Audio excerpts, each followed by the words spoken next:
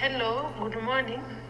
Welcome to Science Conversations, the podcast where we will explore the scientific issues shaping our world today.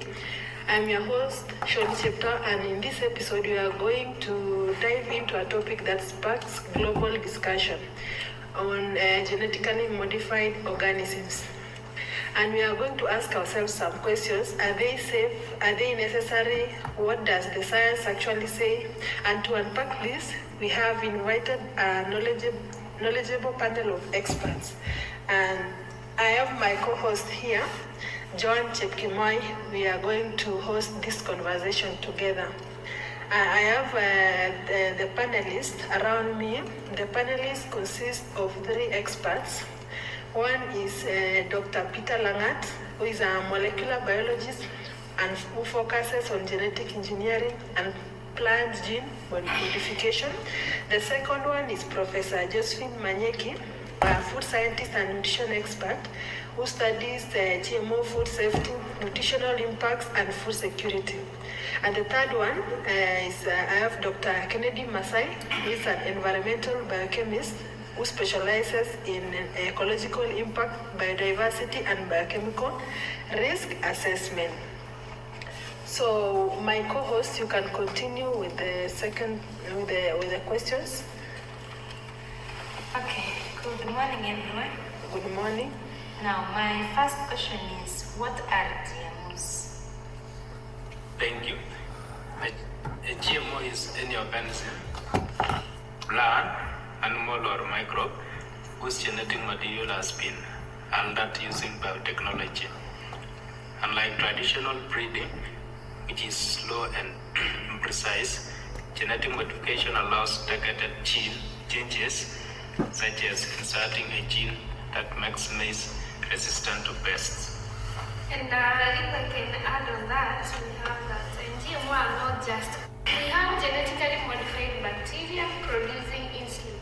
And GMO yeast used in vaccine production. Yeah, that's I can add that on Dr. Peters to agree on the GMO. Okay, that is nice. So we have another topic which I want us to talk about, and the question goes to Dr. Peter. And why do we need GMOs in the first place, Dr. Peter? Thank you so much.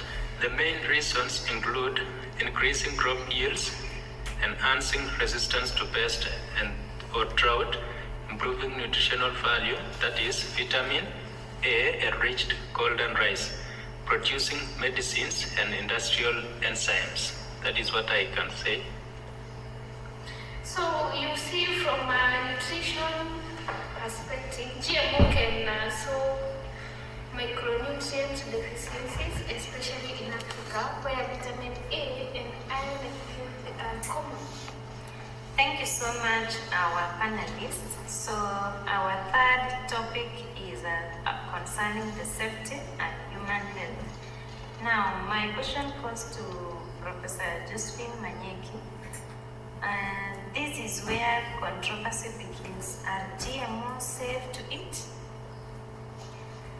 Yeah, from nutrition, based on decades of peer-reviewed studies, approved GMOs are considered safe. Every GMO undergoes rigorous testing for allergenicity, toxicity, and nutrient composition. So it brings about the acceptability to the community. Yes, to add on what my colleague has said, the technology itself is not dangerous. Misuse or poor regulation could be. But scientifically, GMO foods on the market have passed strict safety assessments. Okay, I think that is nice. Our doctors we have today. We are going to the next topic, which we are going to talk about environmental implications. And I'm going to take the question to Dr. Masai Kennedy. Let's talk about environmental concerns. Do GMOs pose risk to ecosystems? Okay, thank you for the question. You know, any new technology has risks. and GMOs are no exceptions. Concerns include potential crossbreeding with the wild species. There is reduction of biodiversity and development of resistant pests. However, this risk can be managed through proper ecological monitoring and use of refuge areas.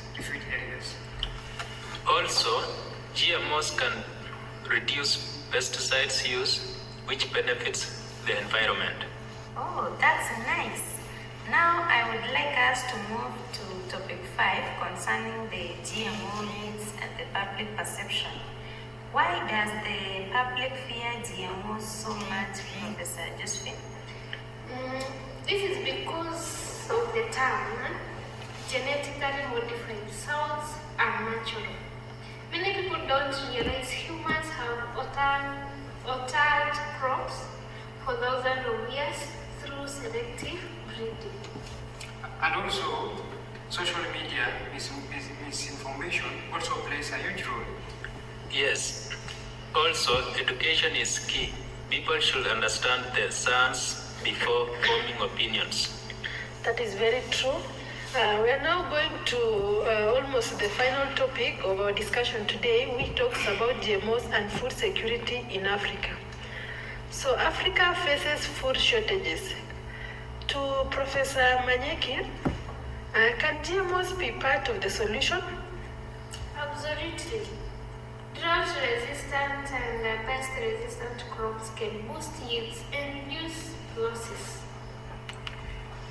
But adoption must be regulated and culturally sensitive. African farmers need proper training and access to quality seeds. Now, thank you so much, our panelists. Now, finally, we would like us to hear your final thoughts about our discussion today about the GMO. So before we wrap up, one last question. What is the future of GMOs, Dr. Peter Lamar? Gene editing technology like CRISPR will make modification faster and more precise. Yeah, what I can add on the future about the GMOs, we'll see more nutritionally enhanced food as we go forward because we have to move with the changes in the environment. And stronger environmental monitoring frameworks to ensure safety. Okay, thank you, my panelists today. We are going to close our discussion today, and that brings the end of our discussion. Thank you to our panelists for shedding light on science, myths, and possibilities of GMO. Thank you. Thank you for hosting us. Okay, well.